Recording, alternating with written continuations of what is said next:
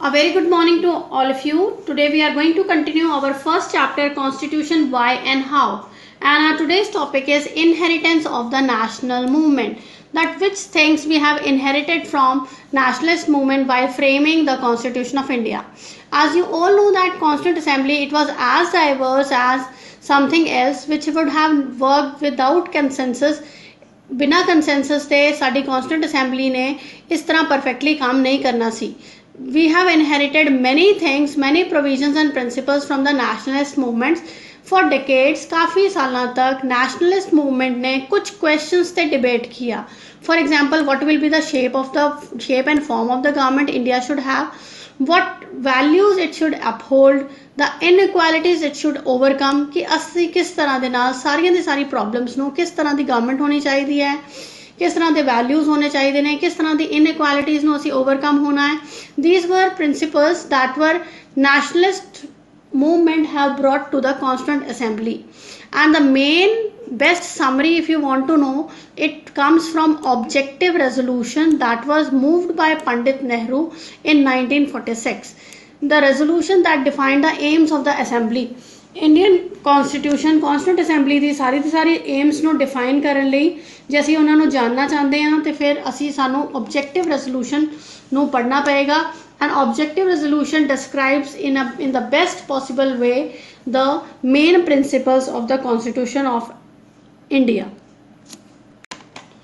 Based on the institutional and this resolution, our constitution gave us many commitments such as equality, liberty, democracy, sovereignty and a cosmopolitan identity. These are the main objectives of the Indian constitution also. You know what is cosmopolitan identity? It including people from different countries. अलग-अलग countries से we can have cosmopolitan identity, means we are free to accept the citizens of other countries also. So we will discuss the points of objective resolutions one by one.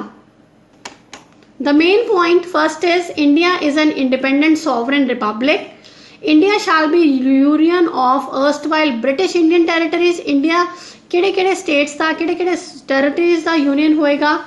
British Indian territories the Indian states ਉਹਦੇ ਵਿੱਚ include ਹੋਣਗੇ. ਉਹ parts ਜਿਹੜੇ ਕਿ British India ਦੇ outside ਦੇ part ਨੇ ਉਹ, और Indian states ਜਿਹੜੇ कि Indian Union ਦਾ part बनना चाहते ने. And territories from the Union shall be autonomous unit. Autonomous means free to decide their own internal affairs. A region having the freedom to govern itself or controlling its affairs.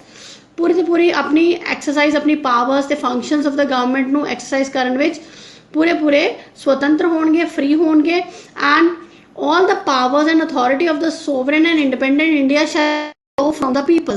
सारी ते सारी शक्तियां ते it will come from the common people of India, and all the people of India shall be guaranteed and secured. They'll be given social, economic and political justice, equality of status and opportunity. ਸਾਰਿਆਂ ਨੂੰ ਇੱਕ ਤਰ੍ਹਾਂ ਦੇ ਨਾਲ ਸਤਰ ਦੀ ਮੌਕਿਆਂ ਦੀ ਆਜ਼ਾਦੀ, ਇੱਕ ਸਮਾਨਤਾ ਮਿਲੇਗੀ.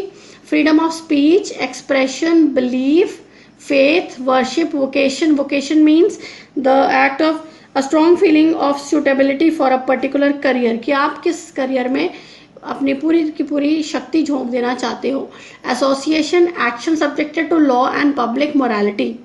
ਜਿਹੜੇ बैकवर्ड क्लासेस हैं, ट्राइबल एरियाज ਦੇ माइनॉरिटीज़ ਲਈ ਜਾਂ डिप्रेस्ड सेक्शन है, backward classes, they will be given adequate safeguard. And territorial integrity of Republic of India and its sovereign rights on land, sea and air, that shall be maintained according to the justice and law of the civilized nations. Civilized nations ਦੇ law ਤੇ justice ਦੇ accordingly ਹੀ ਅਸੀਂ Indian Republic ਦੇ ਕਿੱਥੇ rights ਕਿੱਥੋਂ ਤੱਕ ਉਹਨਾਂ ਦੀ boundaries ਹੁੰਦੀ ਹੈ, land, sea ਤੇ air ਦੇ ਵਿੱਚ, that will be decided. And the land will make of world peace and welfare of mankind. Indian Union will work for the welfare of the mankind and for the world peace. Next topic is institutional arrangements. What will be the institutional arrangements? The governmental institutions are legislature, executive and judiciary. Legislature makes the law, executive implements them, and judiciary in case of any जे कोई ਉਹਦਾ violation ਕਰਦਾ ਹੈ rules ਦਾ ਤੇ ਫਿਰ judiciary ਉਹਨੂੰ ਲਾਗੂ ਕਰਾਉਂਦੀ, ਉਹਨੂੰ ਪਨਿਸ਼ਮੈਂਟ ਵੀ ਦਿੰਦੀ ਹੈ। ਨਾਓ the Constituent Assembly spent a lot of time in involving the right balance between various institutions like executive, legislature and judiciary. The governmental powers between legislature and executive, legislature or executive ਦੇ ਵਿੱਚ balance ਕਰਨਾ powers the, and on the other hand the power between states and the central government, that was also decided by the Constituent Assembly. And if we want to see the framers of the constitution, they have not averse from borrowing the constitutional traditions. ਸਾਡੇ national freedom strugglers ਨੇ ਕਾਫੀ ਸਮੇਂ ਤੱਕ ਦੂਸਰੇ ਦੇਸ਼ਾਂ ਦੇ experience ਨੂੰ, ਉਹਨਾਂ ਦੀ policies ਨੂੰ examine ਕੀਤਾ, and they have not hesitated from borrowing the constitutional traditions from other countries also.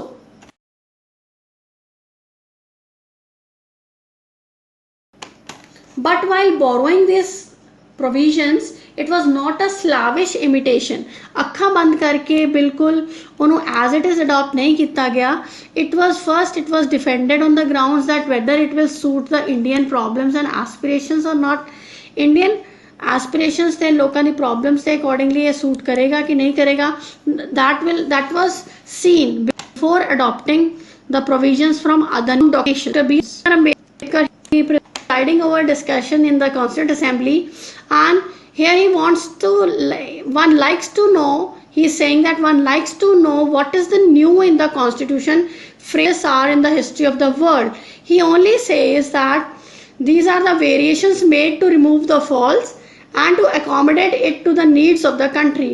India ਦੇ किस तरह ਦੇ faults ਨੂੰ ਅਸੀਂ remove करना है सारी ਦੀ सारी society और political system ਦੇ, and how to accommodate to the needs of the country according to the various needs of the country, how we have to accommodate with that we have to see. There is nothing new, लेकिन उन्होंने क्या कि सारे ਅਸੀਂ ਗਲਤੀਆਂ ਨੂੰ ਦੂਰ ਕਰਨਾ ਹੈ ਤੇ ਸਾਰੀ ਨੀਡਸ ਨੂੰ ਪੂਰਾ ਕਰਨਾ ਹੈ, ਉਹਨਾਂ ਦੀ ਜ਼ਰੂਰਤਾਂ ਨੂੰ ਪੂਰਾ ਕਰਨਾ ਹੈ। Now we shall start with the provisions adapted from constitution of different countries.